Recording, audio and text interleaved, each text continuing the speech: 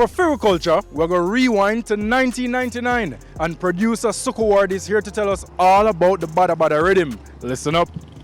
Yo, this is Suku from Ward 21 and this is a story about Bada Bada.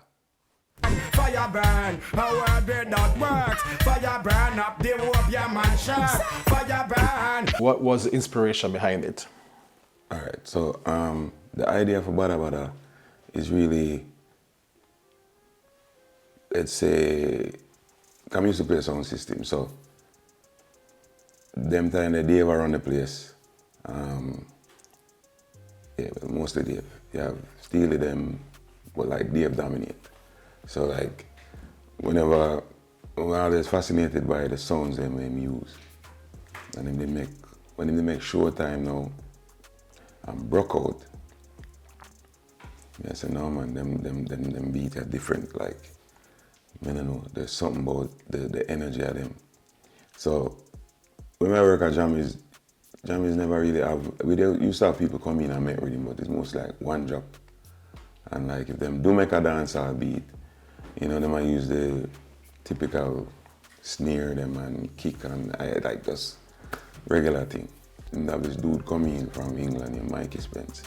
So Mikey, we did watch Mikey program the drums and cause him did a deal with the drum section for everything. So he did teach Rumblood how to do it, if you use it. And then Rumblood showed me how to use it. See? So just the mere fact that I get to learn that is like I'm fascinated now for you one venture now for try and build some beat that sound like what go on a road. Drop him down a jubilee and make some baby pinch him up. Bring him down a jungle, make the lion down, then yam him up. And the girl them from down a match, then I go step him up. The first person who advised on the rhythm was a youth named Keke Flint. Him end up make get to enhance the rhythm the right and proper way, because nobody never did on it. I think Barky vice second, and then Lexus come in and vice. I think Vegas vice in that section. The session that time frame that took. A boy chat off it more than we ask them how. All know the man answer cause them know where we do. We black talent them no for than animal as well. How many songs did the project end up putting out?